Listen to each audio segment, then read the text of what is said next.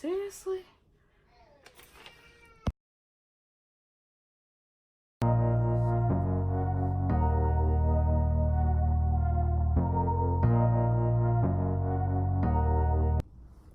What up, y'all? I am in the car today. Just got off work not too long ago, but I am here for Ambition's review. As once again, I got my trusty dusty notes, and I watched it yesterday, and I took notes because it comes on Tuesday night, and I have to work in the morning. Like, what is it, 10 o'clock? So yeah. And I have to get up at 4 to start getting ready for work, so I'm not staying up late to watch it. I'll just watch it on Wednesdays and try to do my reviews on Wednesday and have it up. Or, like I'm doing today, it'll be on Thursday. Okay. So, episode 5, Killing Me Softly. Strumming my pain with his fingers. You know I can't sing. Singing my life with his song. Killing me softly with his song. Killing me softly with his song. Telling my whole life with his words. Killing me. No. I'm sorry. I'm such a goofball. So we start with Greg in the office with Stephanie and Papa Carlisle, cause I don't know his name. So he's still not happy that he doesn't have Thelma's place. They both promised it to him, and they both have not came through with that. So with that being said, you and your daughter fired. So then we had this cute, well, it started off cute, it didn't end cute. Titus brings Amara her favorite little drink from Starbucks or whatever coffee shop. You know, he just like, I feel like you could use a break. And she's like, oh, my boss didn't tell me that you was coming, whoop-de-whoop-de-whoop. So then we're like, okay. And then her boss come in like, oh, you got surprise number 1. You ready for surprise number 2? We're like, oh, shit, girl, what you got going on? In walks Damien. And we like, what? And I'm Titus' face, then Amara's face. It's just like, no. And so yeah, Damien is now the assistant U.S. attorney, and Titus is pissed. It's like they had a little exchange back and forth. It wasn't really about nothing, but it's just like you can tell that caused a rift between them right then and there. Cause it's like as Damien walked out, he was like, Amara, and she's like, babe, I didn't know that he was here. He like, right, okay. And it's just like, we both surprised. How you mad at, we are both surprised. I didn't know he was here, you didn't know he was here. We moved to get us together. How you stormed out I was like, oh, you bitch made for that, Titus. Because my thing is, it's just like, if you forgive your partner for cheating, you forgive them for cheating. Don't try to hold nothing over their head or give little attitudes whenever you see that person, because at the end of the day, we agreed to move on. So you're going to have to, and that's sucking it up and moving on forward and getting over it. So then we jump back to Papa Carlisle and Stephanie, and he like, your little underhanded tricks to try to take my company from me and get my clients and steal my biggest client from me, that's gonna stop. Or you done. You no longer work at Carlisle, and is it Peterson? No, because that's Greg's name. Peters. Whatever. Whoever his partner is. It's like, you out of a job if you keep playing with me and trying to take my company. Like, little girl, I taught you. That's the problem. The student now think they're the teacher, and you not. Sit back, play your role, and when I feel like handing over my company to you or feeling like you deserve it, then I'll give it to you. But all your little tricks that you're trying to do, you can find yourself out of a job. Okay. So, we at Bella Place, her naked place. Still ain't got nothing on it, but she got a Microsoft Surface, which is a nice, expensive computer. You still got that. And some paper. But anyway, it's Roderick at the door, and he's like, what happened? She's like, oh, I was robbed. They took everything. He's like, girl, stop playing with me. I saw Mayor Lancaster coming out your place. I'm like, what type of freaky shit y'all on? He was watching us have sex. And she's like, he made me do it. He's controlling, conniving, you know, he's making me be with him and da-da-da-da. So he's like, and of course, because she crying and doing all that carrying on, so he believes her. He's like, oh, somebody should say something about this, or somebody should do something to him. He shouldn't be able to get away with this. And it's just like, whatever. So then we have Amara. Damien was talking to somebody, and then it's like, as soon as the close was clear, she came out her office like, what you do? Go home. Go back to Birmingham. I moved here to get away from you. And it's just like his little cryptic message that he left. It's like he told her that he was helping her. It's just like, in the end, you're going to be glad that I came. So it's like, are you going to cross Stephanie to help out Amara? Like, do you really have feelings for her? You know, like, what's going on with that? So we have the beautiful Miss Marilyn back, and Stephanie is blackmailing her. Like, oh, I remember a few years ago where my friend got married to a millionaire, and while he was off doing business, she was out having affairs with rock stars. She's like rock stars and doing drugs and all that stuff. And one of her famous side niggas died. Now, because sometimes I'm slow, I'm not even gonna lie, and the way words come together don't really click in my head or whatever. I'm assuming that he died in her pool, but with her calling Stephanie had his body moved to his own pool, so it seemed like he drowned in his own pool at home instead of with her. And so Bella's like, not Bella, sorry. Marilyn's like, I'm in a good place in my marriage. I don't tell my husband what to do with his company. Like, I thought we was friends. Why are you trying to bring this up now? And of course, because she wants that Marvin's company to come to Atlanta. Like, oh, excuse me, like in the previous episodes. Like, we won't, I think, I'm terrible at this. I can't remember the name, but whatever the company is, they want it in Atlanta. So the way, that was what it was. Sorry, in the beginning, Greg Peters was like, after he was fired, Stephanie was like, what can we do to get you back? He said, double my income. So Stephanie's plan is that same airport concession that Bella wants. She's promising it to him. Then we have Carly and Lori. It's boring. Like, I don't know what it is, but it's something about the whole lesbian. It's boring. I don't, like I said before, I don't find Lori attractive, so it's like trying to watch them two be together. It's kind of like, and Lori gets on my nerves anyway, because I low-key got a feeling she racist, but she like sleeping with but you know, that's to be said. They love sleeping with black people and being racist. Anyway, so Carly like, all we do is have sex. All you want to do is hunch on me, and I want to go out, have some drinks, do something. And Lori like, oh no, I like this little setup we got going on. Why you trying to? Don't be trying to flip the script. Stick to the script. What I wrote. We in my house doing what we do. We not going away from this.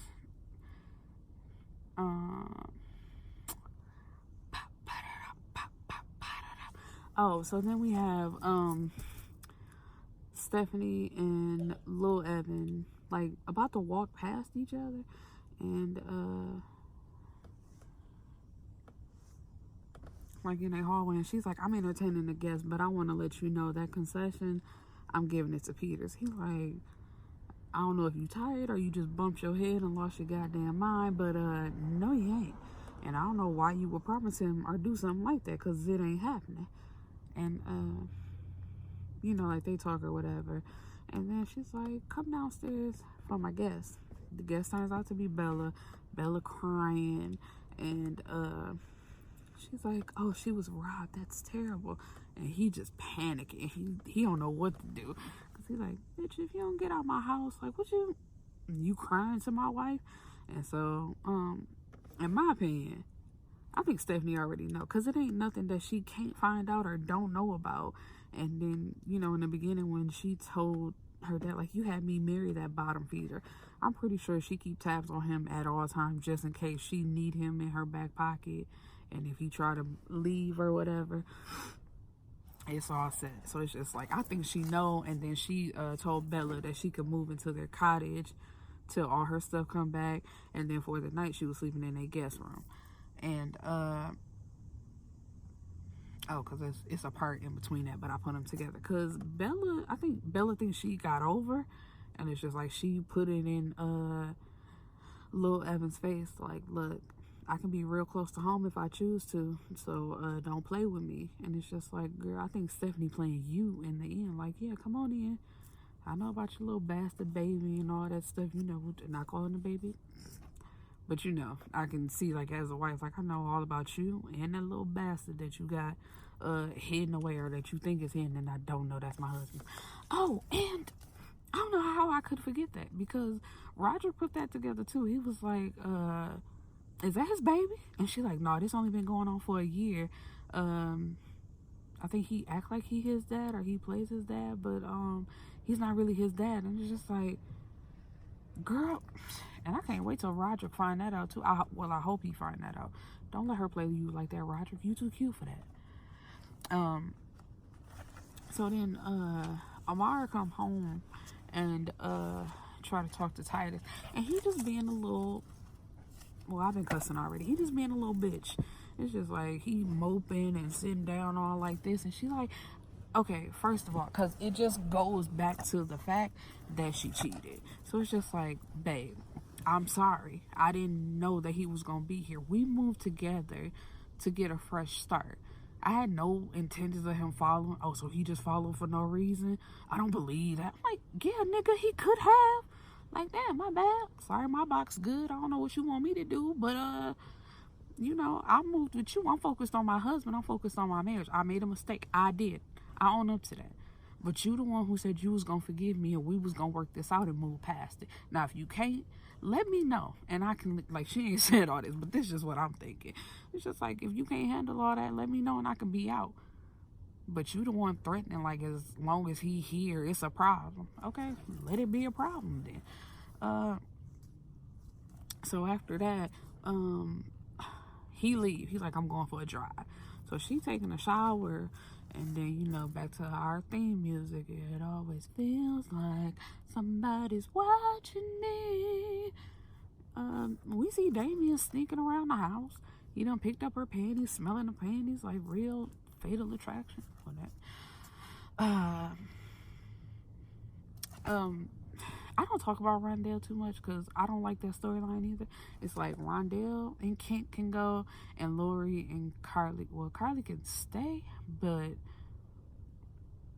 do something else with her. Like, her and Lori, that don't need to be a thing together. Sorry, I got a message. Let me get rid of that. Sorry. But what am I? Oh, I didn't put this in here in my notes because I was going to skip over it. Lil Evan went to see Rondell and was like, don't you think it's a coincidence all of a sudden Amara and Kent are trying to befriend you? Like, they're trying to dig up dirt on me. Don't think that they really want to be your friend. So she confronts, Rondell confronts Councilman Hamilton, Kent, and it's like, are you with me for me, or are you trying to get dirt on my brother? And I commend him for being honest. He's like, in the beginning I was, but now I'm with you for you. So of course she's upset about that. She catch her attitude like, see, I knew you wasn't about shit. You did it. He's like, man, calm all that down. She's like, if you want to be with me for me, you gotta prove it. And at the end of the episode, he set up a little candlelight thing all around the restaurant, whatever. But whatever. So Roderick got like a little sports show, and on his show, it's like after he says something about a basketball game, he switches to, and speaking of Mayor Lancaster, I can't believe that we allowed him to be our mayor, like just talking cash money. And you know, after that, in result of that, Mayor Lancaster like catch him in the parking ramp as he's taking out his trash or recycle or something. And like, oh, so I'm trash, I shouldn't be the mayor, huh?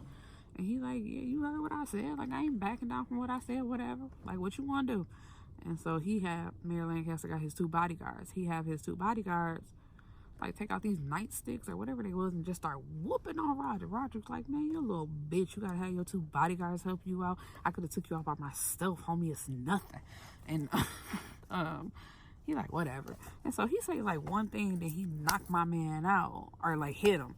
And then the way that I don't know how they gonna play this or sorry, this is work related, I'm sorry. Yeah, so he like the way the what am I trying to say? It looks like there's a camera in his watch that was recording him while he's doing that. Or if that's just, the camera from the show just getting it from a different angle. But I'm thinking it was like something in his watch recording him, like, yeah, you beat my ass. But it's recorded though, and I'm gonna put you out for the world to see that you beat my ass. So it's just like, who really won? Because in the end, you ain't gonna be mayor after this if it's recorded. That you're a little thug in the night, like have people beating me up, and then you in on the beating. And it's just like that one last punch put him to sleep. So we don't know where that's going. We gonna figure that out later. So of course, Mayor Lancaster give Bella back her things to get her out his goddamn house, and she like, you see what I did? And then he like, after this, we done. Nothing. Like, I'll still be an investor in your business, but everything else, that's cut off. But we gonna figure out how I'm gonna see my son. And she was like, I don't think that's a good idea. Like, don't play with me. Don't play with me. Because she's like, what? You gonna do it in private? That's not a good idea. And anyway, he called him Mr. Evan. Anyway, he don't even call him daddy. So it's just like, do he even know that you his dad, or he just know you as a father figure and somebody that he could spend time with? So it's just like, you're not gonna take him out like how you did your other 2 kids. Cause who is I guess they got a son. Like, I don't know about the other kid, cause all they focus on is Carly. So it's just like, you gonna take him out for ice cream like you did Carly and whatever the other child name was. And and then like see, like I said, I don't care about Lori and Carly. But Carly had a little performance or a poem, a poetry act that she did, and Lori came anyway to show support. So it's just like they kiss, and somebody there took a picture of it and was like, oh, young love or whatever. And then I know Lori gonna be like, see, this the shit I was talking about when I told you that we should keep it in the house. Like, I might not be ashamed of you, but also everybody ain't gotta know my damn business. But of course they don't see that. They just walk out hand in hand. And so the last scene is Stephanie going to Greg and telling Greg that she gives him like a prerequisite. I hope I'm saying that right. Or like a pre-qualification. I'm probably not saying that right. I'm trying to sound smart and don't know what the hell I'm talking about. For the concession. Like, it's a pre-approval. It's basically like it's in your hands already. And then it's like they do this little flirting thing where you think they about to have sex, but then it's just like she grab a knife and hold it up to his neck, and he's like, you the second one in your family that done held a knife to me. So we thinking like, is he about to rape her? Like, what's going on? But then like they start going at it. So I'm just like, I'm into this. Like, I'm into this. It's just like, white boy's cute, or white man, or whatever. Like, he's attractive enough. And I like Robin. So it's just like, and y'all 2 little evil, evil people have the best sex. So it's just like, okay. But my question is that I wanted to ask, why did he have to get booty butt naked? Because in the end, like, like how they showing it, like that little slit in between the door, like how you can see, of course, it's blocked out because he is booty butt naked. You could tell, like, that man ain't got no drawers on, no nothing. It's just like, why did he have to get naked for this scene? I don't understand. But yeah, that's it. So we just end with them having sex. So it's just like, ambitions. What we gonna do? What do I want to say? The show is good. I enjoy the show a lot. I'm anticipating that Peters actually does get Thelma's place, and Stephanie gets what she wants, which is to kick out Papa Carlisle. It's just like, you at that age now. You and mama can go retire, go travel. Like, Dad, move out my way. She is going about it the wrong way, but that's what I would like to see happen. Like, let my girl be her little villain and stuff. Because the thing about villains are misunderstood. You just got to understand where they're coming from, give them what they want. Everybody can be happy. Anyway, it's hot. I'm ready to get out this chef coat, so I'm going to check y'all later. Deuces.